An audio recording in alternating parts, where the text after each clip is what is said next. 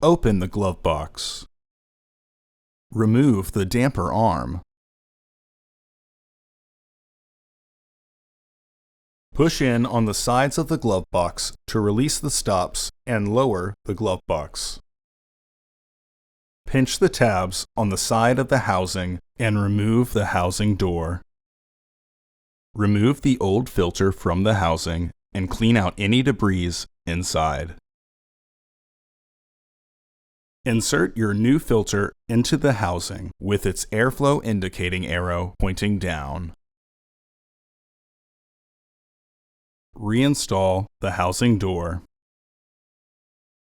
Partially close the glove box to re-engage the stops.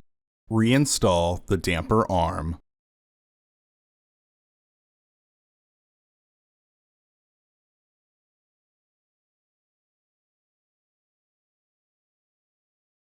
Close the glove box.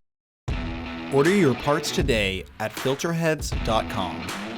Also, please like our video and subscribe to our channel so you won't miss any new content.